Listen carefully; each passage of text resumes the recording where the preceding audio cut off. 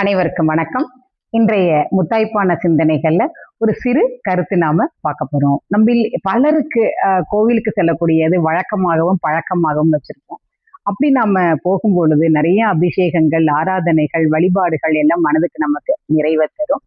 அதுல முக்கியமா நம்ம பார்க்க வேண்டியது, நமக்கு கற்பகிரகத்துல இருக்கக்கூடிய அம்பாளுக்கோ, சிவனுக்கோ, பெருமாளுக்கோ நம்ம எந்த ஆலயத்திற்கு போறோமோ அந்த ஆலயத்தில் இருக்கக்கூடிய மூலவருக்கு தீபாராதனை காட்டுவாங்க. தீப ஒளியில காட்டுவாங்க. அப்படி தீபாராதனை காட்டினோன்னே நம்ம பலர் செய்யக்கூடிய ஒரே விஷயம், டக்குன்னு தீபாராதனை ஸ்கிரீனை இழுத்து விட்டுட்டு தீபாராதனை காட்டும்போது கண்ணை மூடி கை கூப்பி பெருமாளே, சிவனே, அம்பாளே, அம்பிகையே அப்படின்னு சொல்லிட்டு நாம கண்ணை மூடிட்டு ஒரு செகண்ட் வேண்டுவோம். அது போல கண்ணு மூடி வேண்டாமல் நாமளும் எவ்வளவோ தொலைவுல இருந்தெல்லாம் அந்த ஆலயத்திற்கு வருவோம்.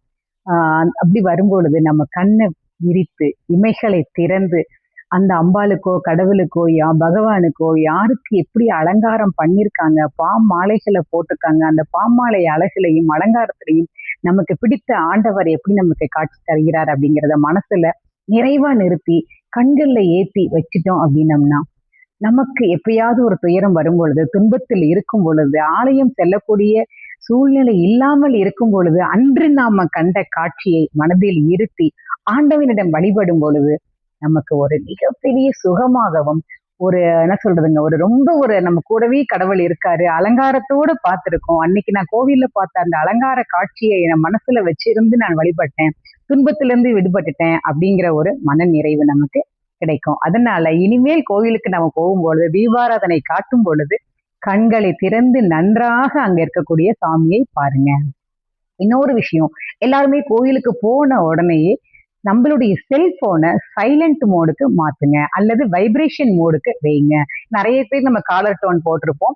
அவங்க ஒரு முக்கியமான போன்னு கூப்பிடுறாங்க. கூப்பிடும் பொழுது நாம ஏதாவது பாட்டை வச்சு இருந்தோம் அப்படிங்கும்போது சைலண்டா இருக்கக்கூடிய இடத்துல நிறைய பேர் நிறைய வழிபாடுகள், நிறைய வேதனைகள், நிறைய என்ன சொல்றதுங்க, ஆசி வாங்கணும் அப்படிங்கக்கூடிய ஒரு ஆசையில கோவிலுக்கு வந்திருப்பாங்க. அந்த மாதிரி மனமுருகி வேண்டிட்டு இருக்கும் பொழுது நமக்கு யாராவது ஒரு காலர் போன் பண்ணாங்கன்னா அது காலர் டோன் மூலியமா சைலண்ட் போடாம இருக்கக்கூடிய சூழ்நிலையில கடகடன்னு அந்த பாட்டு ஏதோ ஒண்ணு நமக்கு பிடிச்ச பாட்டா இருக்கும், மற்றவங்களுக்கு அது இரிட்டேட்டிங்கா இருக்கும்.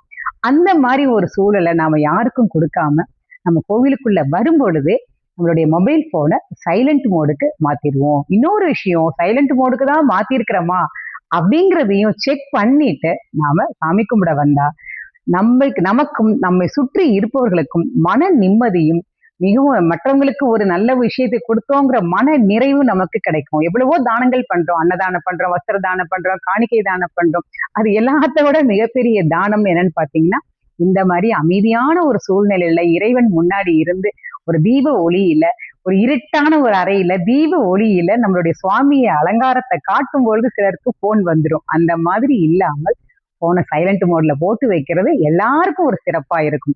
ஆலய தூய்மை நம் மன தூய்மையை பொறுத்த மாதிரி, நம் மனசு எவ்வளவு தூய்மையா இருக்கோ அதே மாதிரி ஆலயத்தையும் தூய்மையா வைப்போம், மன நிம்மதியும் பெறுவோம் என்பதே இன்றைய கருத்து. நன்றி, வணக்கம். உங்களின் தோழி சுஜாதா அருணாச்சலம்.